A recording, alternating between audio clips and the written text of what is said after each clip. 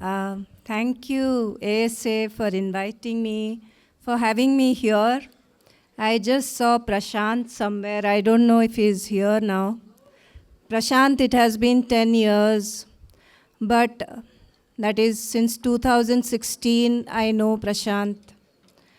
And there are some bonds that you form through grief.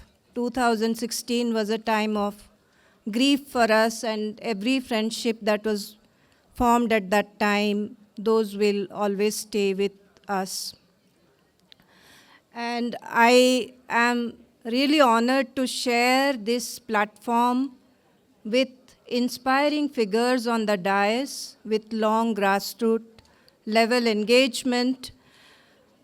And to tell you the truth, I would have liked to be on the other side listening to people, but I'm here and I'll try to make it short, and I hope I make some sense to you all.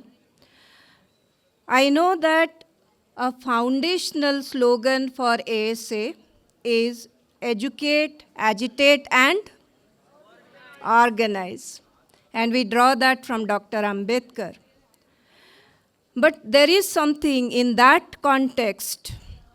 I want to draw attention to a place where I teach and where many of you are students, some of us are faculties. And how does one bring these ideas to the center of the university, which at this point, as a teacher, I can tell you, and probably you also feel, that these ideas are now appearing as if they have no value, as if, in fact, they are disrupting the system. Now, we are currently in a system, let me call it the university on the path of corporatization. You need to be fully goal-focused. You need to acquire skills and a degree that allows you to tailor yourself to the ever-changing needs of the global market. So we are all driven. What is required of us that we acquire, we achieve strictly measurable outcomes. It is against this backdrop that I want to put before you a few of our concerns. I just want to recall what education meant for Dr. Ambedkar. It is important to remember this in order to look at our present, our education today, and where it is headed critically. And if we don't do this at this point, we can definitely be literate. We may be successful, but we may not be educated. To this end, I want to recall a story that all of you know. And so you may say, why, you are telling us a story that we all know. But Edward Said said, there seems to be nothing in the world that sustains the story, especially a story that is told from a marginalized location.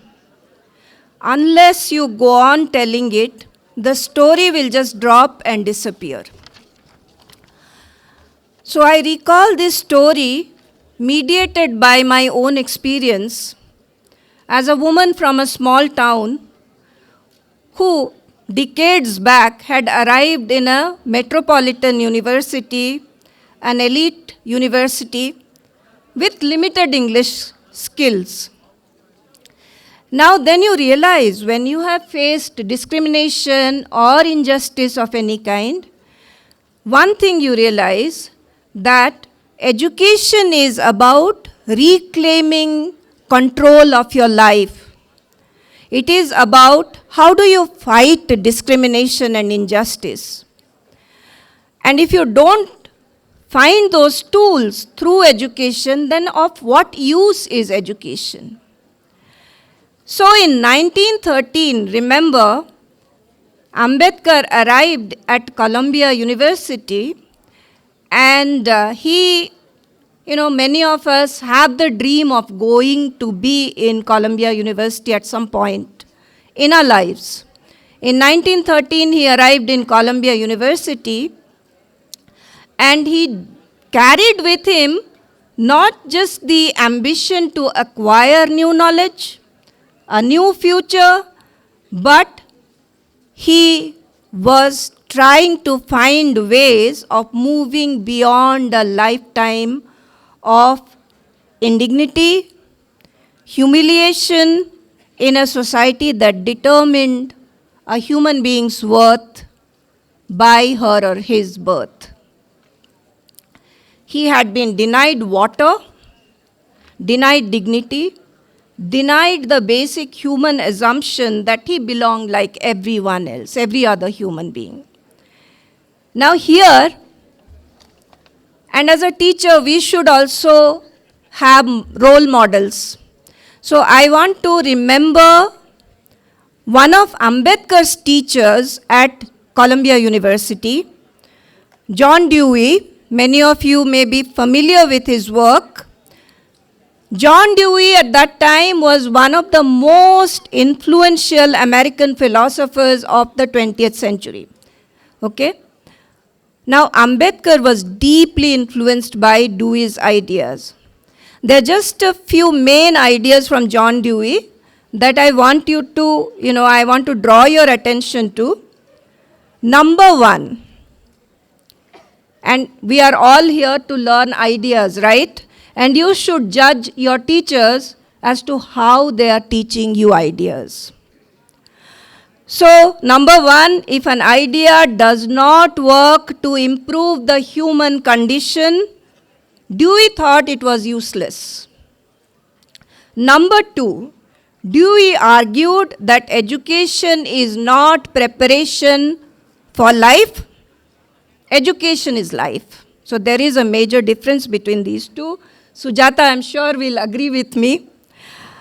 And number three, for Dewey, I think Bezwada Wilson sir also brought it up. Democracy wasn't just about a voting system, it was a moral requirement. Dewey's pragmatism, specifically the idea that democracy is a mode of associated living, became the bedrock of Ambedkar's social philosophy, and then his drafting of the Indian Constitution.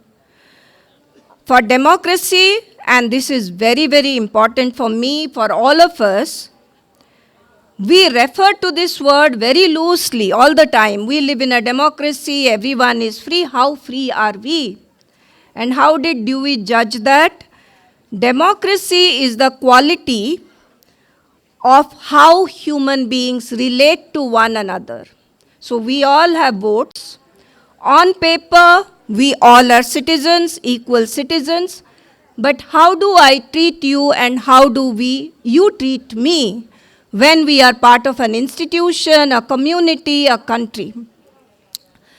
Every day, every encounter was to be judged by that value, not just by the formality of democracy. Now, this is where I want to draw. You may say, we know the story of Ambedkar's education, but along with you, I want to remember that story of that education. Ambedkar did not just learn. He brought his own experience of discrimination, of having faced caste-based prejudices, to dynamically introduce with Dewey's ideas. We talk about gurus, but Ambedkar did not look at Dewey as a guru in that sense, one who cannot be questioned, but he brought his experience to engage with Dewey's ideas. And out of that interaction, that dynamic interaction, came out something new. A social imagination which was not just Dewey's, but it was Ambedkar's own, one that was rooted in his context of the caste-divided society. And thus emerged something that you all are aware of, that political democracy without social democracy is empty in the caste-ridden Indian context. Social democracy means how we respond to, how do we engage with each other, and that is the concept of fraternity. Now, I'm going to end very soon. Through this Ambedkarite lens, let us look at higher education today, because many of us are actually situated in the arena of higher education, especially public education, where you are, I am, Sujata is, and all of us are concerned with that idea of public education. If it aspires to be driven by employability and skill acquisition, how many skills do you have? How many skills do I have? Is there scope for critique? Is critique important or not? How is critique important? But when one is running from class to class, subject to subject, without understanding the significance of a particular concept or subject, how would she or he apply the concept to real life like Ambedkar did, or like Dewey proposed? Do ideas then have any use in the real world, or are they useless? Now knowledge is called a product. A university education is an investment with an expected predetermined return. In this framework, how do we do political thinking? What do we do with philosophy, with protest, with dissent? And how do we think about, how do we respond to the study of caste, gender that we do in my center, or of structural inequality? I mean, how do I do gender without addressing these questions? Okay? A corporatized university calls critical thinking irrelevant, a waste of time. Distracting students, questioning is increasingly found to be dangerous, and we have seen in recent years how questioning is punished with punitive action. So this is indeed the time, and I want to end here, return to an Ambedkarite ideal of education. Ambedkar gives us a different answer. He reminds us that education was never meant to fit people into an already existing social order. So you don't question, you relearn that social order. That is something that Ambedkarite vision of education would never approve of. It was meant to equip people to transform the system. Today, the question we are supposed to ask of any subject, any discipline, any course of study is, in today's context of education, it is, what is its use? What am I eventually going to get out of it? And use means only one thing.